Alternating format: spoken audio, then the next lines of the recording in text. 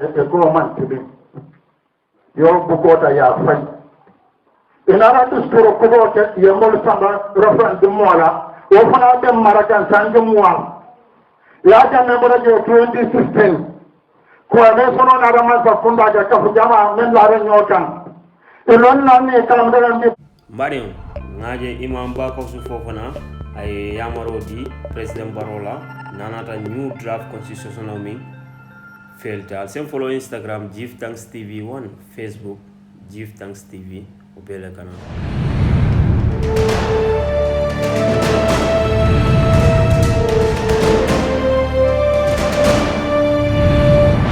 mbarion alnumbara Give Thanks TV la murunda nan ko dege mbafala momo ni video e tra wato wati Give Thanks TV ko abe kontonna wato la mbadi on kontondiro boring ko laje mbafala le ko subscribe aliya like ale comment nal subscribe to ka pare aliya mexo kakata belendi o men katara je mbadi on aliya ma ka press iba jala video jolonda wato wati mbadi ni wanke mo follow ti ete kala mo lavanti membe video juwela mbadi kumi ngata la nyami na imam BaKawsu Fofana ay yamaro di na president barola ani National Assembly membal nanata constitution kutoming ka commande draft constitution men felta wonata BaKawsu ni okuya bake a kilonata bula kaje yara Gambia mantaranu marakanu loi kendo lambari ay komi ngatanda la nyama yamoro di president barola le pour essayer hakilo to nin ko to bake kabri ya jamela wato fo bi ako ifan lafta ka loi bu ko min dada o loi bu ko kilon etol fan nata ka wo reject mbari alsala opinion fo min keta la miroti ko do min dunda jata tale million tani woro wonata BaKawsu ni okuya bake afana mamu nyano ayala yamoro fintindi mbadi be o video juwela alsala opinion fo min keta la miroti ale minje na imam BaKawsu Fofana yo kuma kamil banke mbadi mbafula le BaKawsu la GoFundMe link ko betara description ko no le pour ala jamel lo min be kering sobe yakunda mira kudo an kabala alfa kudo la sila kudo la amare fuda asirda nazara de halakida o garu lo kudo la mayla e tan jawati la jo BaKawsu la jamon ba ka be bo kurbo taworo min kilin tan jawa jamoro or mo karotil da nen nan ke godo tan yule den tan je tonan tan nan non fulan jam karotil le o sombro 2020 ya ahla Gambia ado Gambian ko tukun de ko madam de man sakunda o lo nya tan silani ak cabinet o barla mana min de tebo o patre jumani federal an wara itani president baro amata skolona fali fo bida bang adu bada kalama baki anna rafda kun Allah balam distora al jadani constitution ko wala anali murkada koto ma kan ay mun e tan koto mu mun e indalla da ala sey na e sey tan da ba koto lu kona mi talo kamun na ko ulo fono ta amurta ala fono domo ala man sa kunda Gambia fa tabiru almanyin ko ko sinyo fi ban ko tuba karandi on Afrika ana mara la albe kono men ya mara be men ba kira sama men bina kira akuna men be mara be wululla ato tuba karando na do luwa de dala lo ali jan ko si bang jawre mo mara sanji tan saba doctor wala bele aja min le fude da ke e ko man tibi yo bukota ya fay inara dusturo ko do ke yemol samba referendum mola o fana be marakan sanji muwa ya janne mo radio 2016 ko ne sono na rama sa funda ga kafu jama men la ren nyokan e non na ni kalam daga ni diplomato be ko anen ti dolo e ko ya jana distoro man de ya e ko dictatori awele fasa amalla demokrati kan inara lonna da CRC e ko nyanna do ko tele sangi nani million tan million tan wora yodira e ko ban ko londe kudo e kidabo kudo de da men de tilina de kala toñade o fana banda di toria fa ko fana de toñade o sangi tallu sangilu gambia de lorin toña tan jawra la constitution ya jamana la mo na la lonna ko toñade sangi tan ko wudiane jenko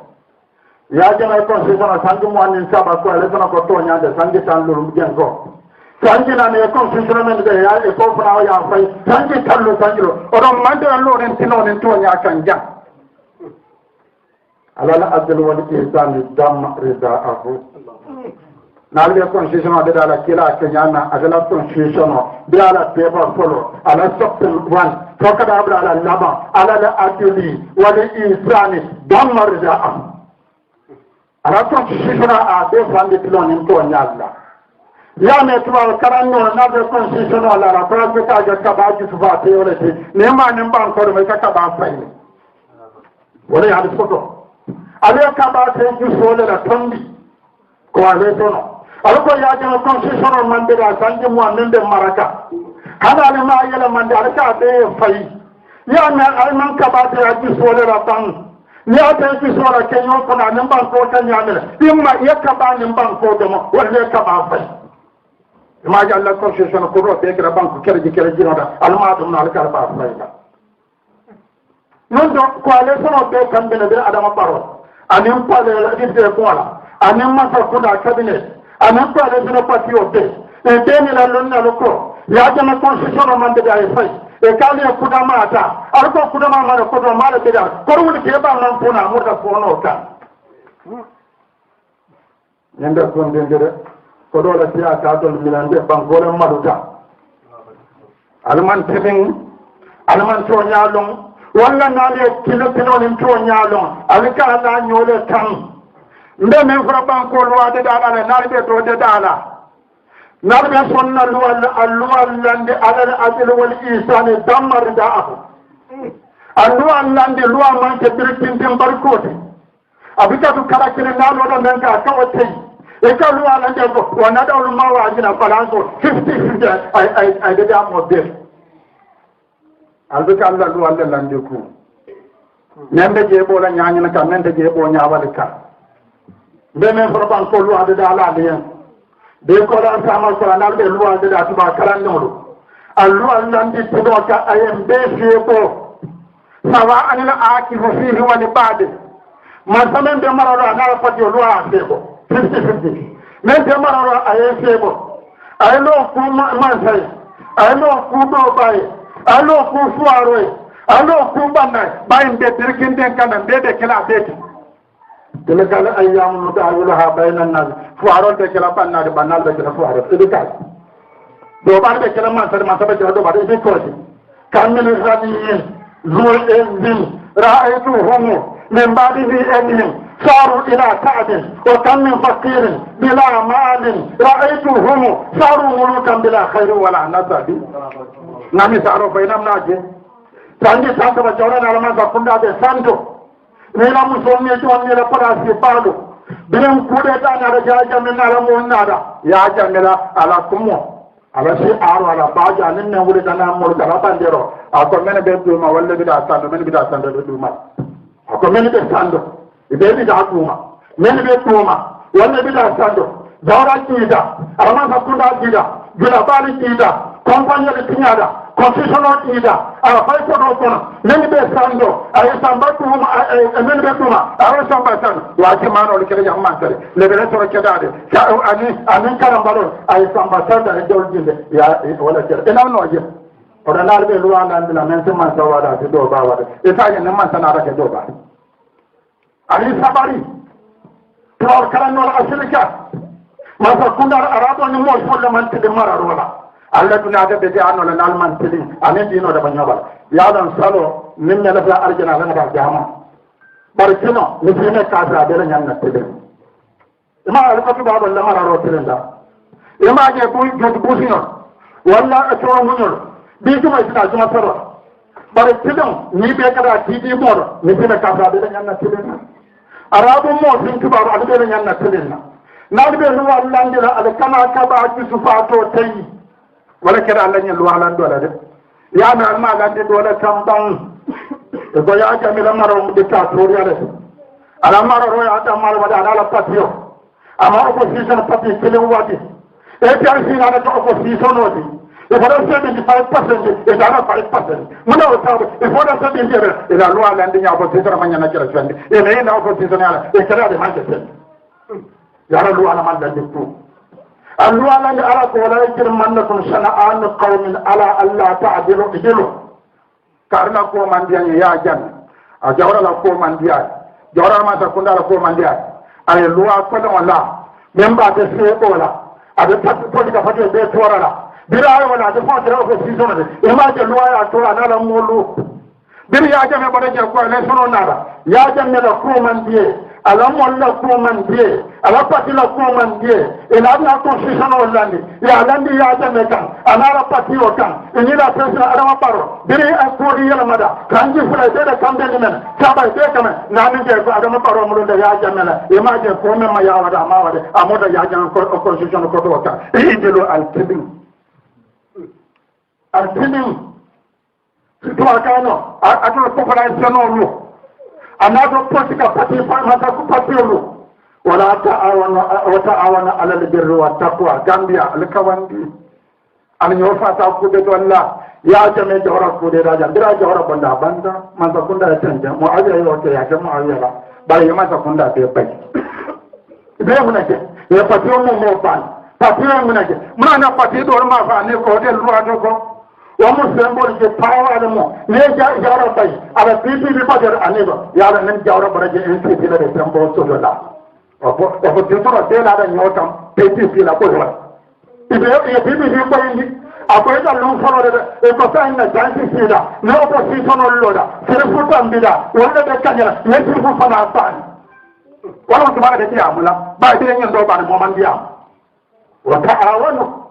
arbe la nyota de nyoma kai على البر والتقوى على اليوم تكون ما بارولا ولا تعاون على الاثم والعدوان نمو تنين بي مولو تونيا سيمبولا باوالا الكنا لاغا بعد فنا جولا كلغا ساما ميترا جولا ليبي البي ما جولا على صبر غامبيا الو اندي من تنينا يا سيتونيا هاتوتي بولومو لنا حنامو كنتامو تونيا سيلو alu aslifa landi asima sa feba to ba febo do ba mbariam mbele yo mo nyola al sala opinion fo min kira la miroti ale min jenna imam BaKawsu Fofana e kibaro min di na mansa kundala anin na president Barrow kata National Assembly membal anin mo jama mo blobe draft constitution na felo kan badion al sala opinion ko mi ngatanda la nyame amanke imam BaKawsu Fofana ni damale fo par comme video la jam fo kan al se description ko no jubeno albe link ko taraje albe go phone mi link ko fana jalaje pour ka démarquer imam BaKawsu Fofana la jamelo min be kering sobe akunda ala baraka la mo kunyimala kairo kano fofo al subscribe ali ya like ale comment al sakata fana ka se aka tandal ka funyol na terola ifana sela opinion fo comme atol ya kenyam ala baraka fo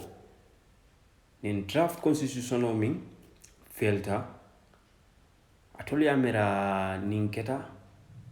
Gambia e foleti wan kantu ni na rajibe kodo min dunda ja siatale fo kodo a westale ba fodum ama west